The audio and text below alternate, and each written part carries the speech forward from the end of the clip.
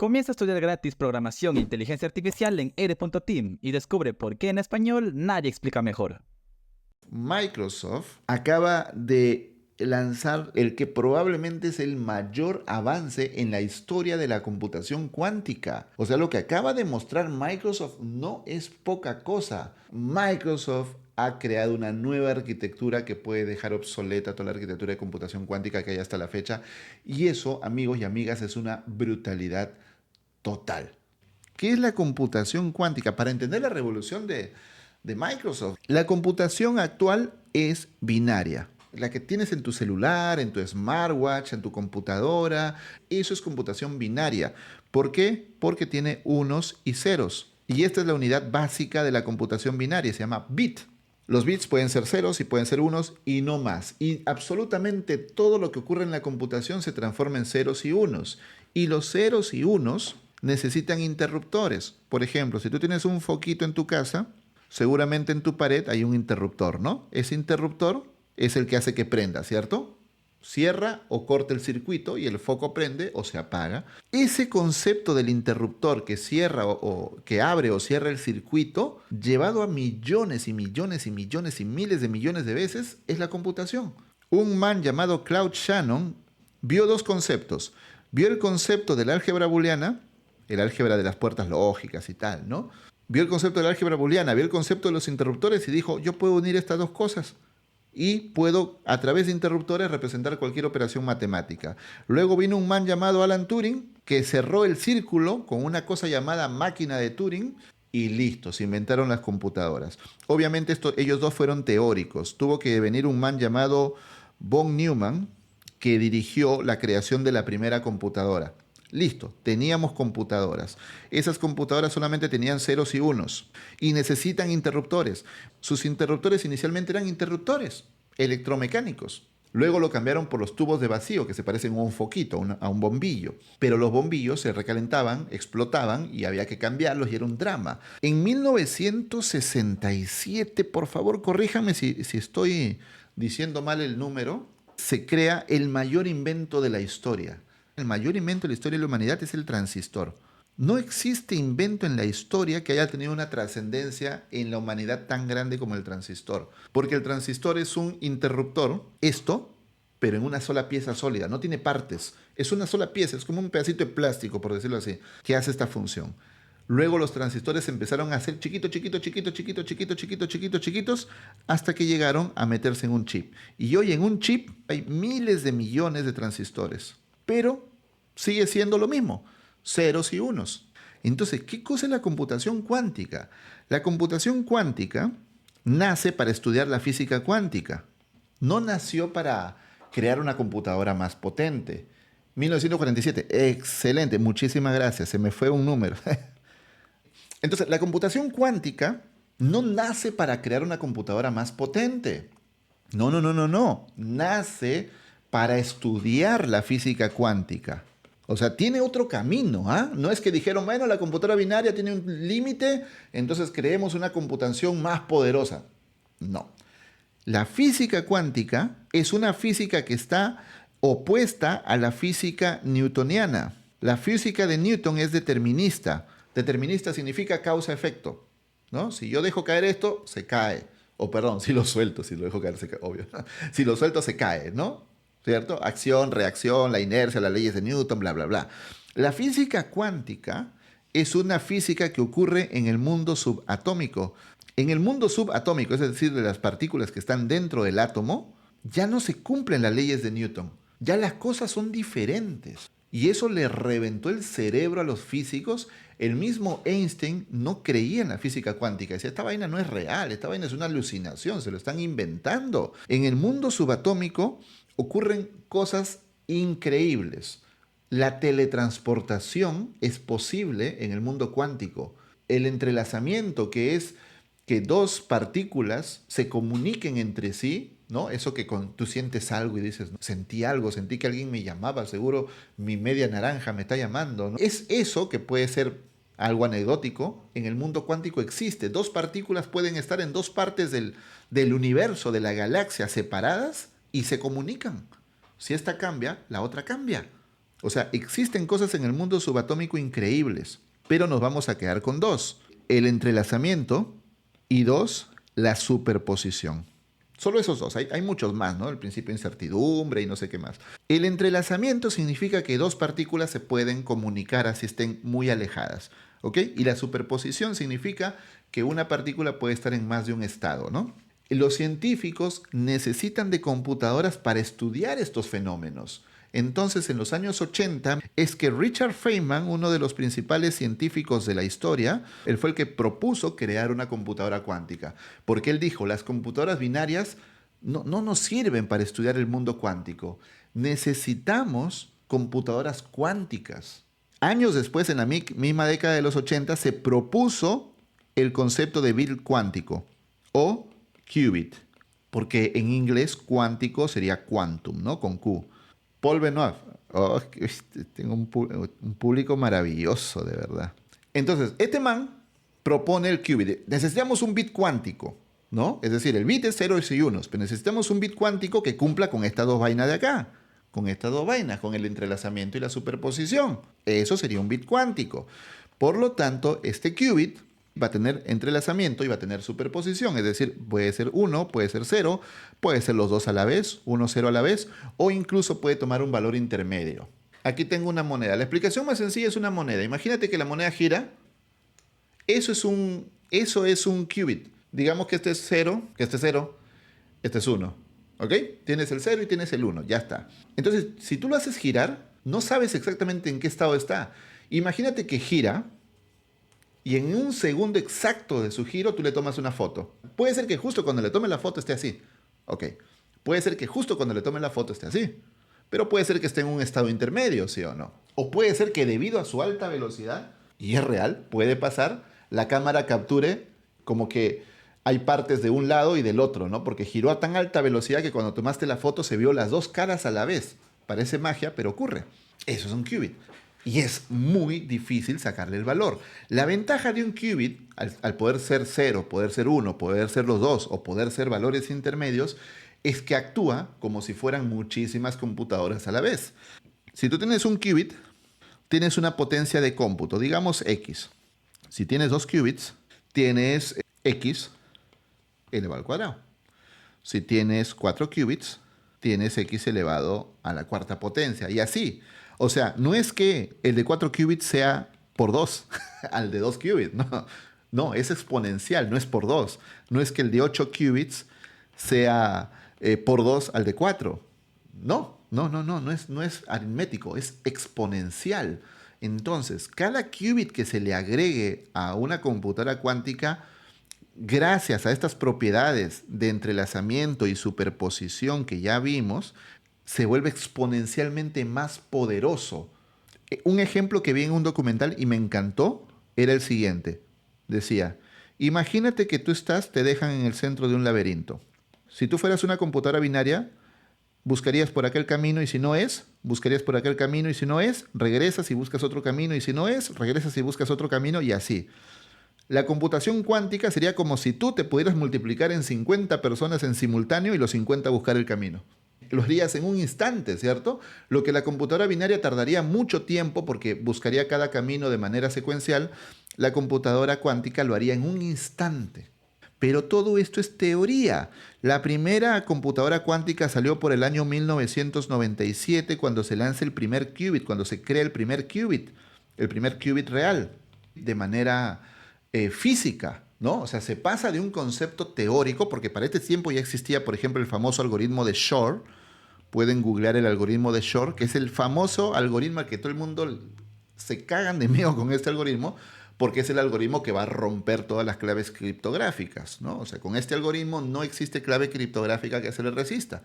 Y acá viene lo importante. ¿Cómo se crea un qubit? ¿Cómo se crea? Porque no es un interruptor, es una vaina que puede estar en 1, puede estar en 0, es muy complejo. Entonces, lo que se usó, miren, ¿qué cosa son los transistores? Los transistores son semiconductores. Un transistor es un semiconductor. El silicio, el germanio, son semiconductores. ¿Qué significa? Que dejan pasar la corriente, o no la dejan pasar dependiendo de algunas circunstancias, ¿no? Entonces, en ciertas circunstancias dejan pasar la corriente y en ciertas no. Y de ahí viene lo binario, 0, 1, 0, 1, 0, 1. Para crear qubits ya no necesitamos semiconductores, necesitamos superconductores, cuya función es exactamente la opuesta, ¿no? Poder crear un flujo de electrones muy grandes. Pero no existen superconductores de manera natural. O sea, no es que tú vayas a una mina y con máquinas excaves y encuentres superconductores ahí en forma de roca, ¿no? Para usarlo. No existen. Hay que crearlos. ¿Y cómo creas un superconductor? De la siguiente manera. Pones aluminio aproximadamente a menos 400 grados y se convierte en un superconductor. Y en esas condiciones emergen los qubits. Ya los electrones empiezan a comportarse de esta forma tan rara, con entrelazamiento, con superposición. Esto que hemos visto por acá, ya los electrones se empiezan a comportar de esa manera porque lo has forzado, has agarrado un elemento, lo has convertido en superconductor con un frío enormemente frío. Y acá viene el gran problema, es que los qubits son frágiles, dependen de condiciones demasiado específicas. Es más, no solo por las condiciones de los superconductores, de la temperatura, sino también por su propia teoría. Creo que es el principio de incertidumbre, que cuando tú mides el estado ya cambió. O sea, con el hecho de medirlo, lo estás modificando. O sea, prácticamente estás destruyendo la integridad al medir un estado. Entonces, prácticamente es imposible medir un estado. Ese es un principio de la física, no es de la computación. Es parte de la naturaleza del qubit esa fragilidad. Entonces, los qubits son frágiles y dan errores. O sea, sus cálculos son erróneos, se equivocan a cada rato. A más qubits, más errores. Entonces, escalar es ¿para qué? Voy a tener más errores, mejor no escalo, ¿no? Entonces, resolver este reto se llama corrección cuántica. Durante años, los científicos han estado ahí rompiéndose el cerebro de cómo hago la corrección cuántica. La mayor parte del tiempo usaron algoritmos. O sea, un algoritmo que calcule más o menos la desviación del error y como que lo corrija. No es como si tú tuvieras un Tesla, digamos, que se conduce solo, pero que siempre se va hacia la derecha. Entonces tú le programas un programita, un parche, que hace que se vaya un poquito a la izquierda y lo va corrigiendo. ¿Sí me entiendes? O sea, es una solución un poco burda, digámoslo así, pero las principales soluciones a la corrección cuántica han sido muchas veces así. Algoritmos para hacer corrección cuántica. Google el año pasado dijo, tenemos la respuesta. Google presenta Willow, un chip cuántico de 105 qubits. 105, una brutalidad, o sea, es una cantidad brutal. Entonces lo primero que uno dice, ¿cómo puedes tener tantos qubits? Porque a más qubits, más errores, ¿sí o no? ¿Cómo diablo logras tener tantísimos qubits en un chip? ¿Cómo le hiciste para hacer la corrección cuántica? Porque Google llegó diciendo, Willow puede resolver en minutos una tarea que a la mejor computadora del mundo, a la más potente, le tomaría más que la edad del universo corregir. La logró con qubits lógicos. Qubits lógicos que corrigen a los qubits físicos. Los qubits físicos, ya saben, aluminio casi al cero absoluto, se convierte en un superconductor, los electrones se vuelven locos y como que se vuelven locos a ese frío y ¡blum!, se vuelven cuánticos, ¿no? Los qubits lógicos, que obviamente no son qubits físicos, son algoritmos, por eso su nombre, pero ya están programados para ir corrigiendo a los qubits físicos. Entonces ahí están como que compensándose, pero es mucho más eficiente que los algoritmos tradicionales, es muchísimo más eficiente. Entonces, de esa manera, ellos podían meter más qubits que se vayan corrigiendo entre ellos. La tecnología, la programación y la inteligencia artificial no se detienen y transforman al mundo a una velocidad tan rápida que ninguna universidad del mundo puede cambiar su plan de estudios al mismo ritmo. Por eso, si estás en la universidad, refuerza en EDETIN, sé el mejor de tu clase y mantente actualizado en las tecnologías que piden las empresas. Y lo mejor es que por ser estudiante tienes una beca del 50% esperándote. Ve a ede.tin/becas y postula ya mismo. No esperes a terminar la universidad para darte cuenta demasiado tarde que estás desactualizado. Recuerda, ede.tin/becas. Muy bien. y todo era maravilloso, todo era increíble. Decíamos, Google ha alcanzado la supremacía cuántica. ¿A qué se le llama supremacía cuántica? La supremacía cuántica es el momento en que una computadora cuántica supera tantísimo a una computadora binaria en poder, en capacidad de cómputo, que no hay forma que la computadora binaria logre alcanzarla. O sea, ya la superó completamente, ya no hay vuelta atrás. Entonces Google ha reclamado en 2 ocasiones la supremacía cuántica. En 2024 con Willow y en 2018, si no me falla la memoria, también reclamó la supremacía cuántica con Sycamore, pero ahí hubo una mecha con los chinos, IBM le dijeron, no, tú no has alcanzado la supremacía cuántica, todavía te falta, bla, bla, bla. Hasta que llega Microsoft. Y Microsoft dice, no, así no se hace corrección cuántica. La corrección cuántica se hace con fermiones de Majorana. Suena lo que tu abuelita te daría para irte a dormir, ¿no? Cuando te da la tos, toma, tijito, un fermión de Majorana. ¿Qué carajos es un fermión de Majorana? Porque, ¿cómo se llama el chip de Microsoft? Majorana 1. Este man, Majorana, es un científico que en el año 1937 postuló algo. Postuló una teoría. Teoría. Es decir, no en la práctica, era teórico. Para llevarlo a la práctica han pasado casi 100 años, miren. Él dijo lo siguiente, existen fermiones, un fermión es una partícula subatómica, ya está. Y Majorana, este man dijo que existen fermiones que son a su vez, que es su propia antipartícula, no antimateria, perdón, antipartícula. Es decir, que tienen la carga opuesta, o sea, se repelen a sí mismos, ¿no? Pero es el mismo elemento, es la misma partícula. Ese concepto de los fermiones de Majorana, por mucho tiempo se ha estado trabajando y Microsoft dijo, pues vamos a aplicarlo, porque con este concepto nosotros podríamos hacer que si una partícula es a la vez su antipartícula, tenemos aquí la fórmula para la corrección cuántica. Si podemos crear el bendito fermión de Majorana en la práctica, podemos nosotros por fin resolver la bendita corrección cuántica. Ellos empezaron a investigar, llevan, como les digo, muchísimos años investigando este tema de cómo llevarlo a la realidad y lo hicieron de la siguiente manera. ¿Qué es el transistor? Volviendo al comienzo de nuestra historia de hace 50 páginas. Mira, acá.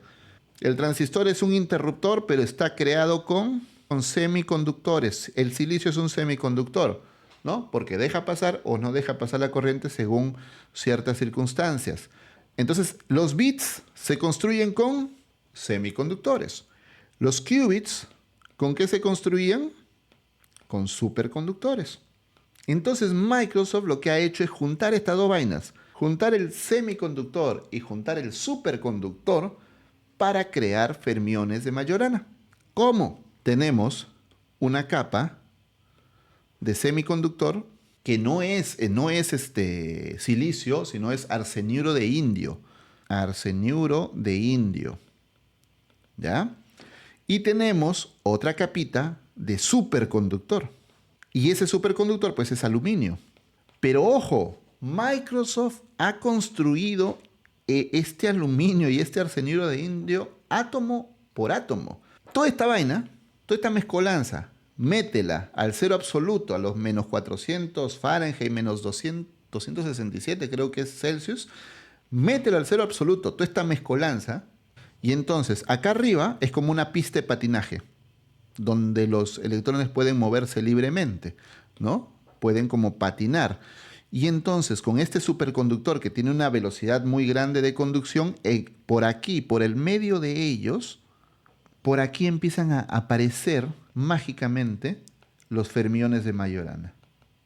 ¿Qué son los fermiones de Majorana? Son electrones que se volvieron locos. Algo así, ¿no? Algo así. Son electrones que con este frío y la mezcla entre el superconductor y el semiconductor, ¿no? Se vuelven locos ahí, los electrones ahí, se empiezan a transformar y pues salen convirtiéndose en electrón y antielectrón a la vez. Eso es un fermión de Majorana, ¿cierto? O sea, una partícula que a la vez es su antipartícula. Pero lo mejor de esta vaina es que esto es un estado topológico. El estado topológico es el cuarto estado de la materia. A nosotros en el colegio nos enseñaron sólido, líquido, gaseoso. Ya está, ¿cierto? Pones el agua en una tetera, hierve y se vuelve gaseosa.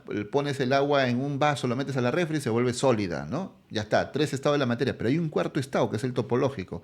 Claro, este estado es para usos muy científicos, no lo vemos en la vida diaria para nada, pero el estado topológico es un estado de la materia en la cual la materia no cambia, aunque sea deformada o sea alterada externamente. Para que cambie tiene que haber un cambio increíblemente brusco.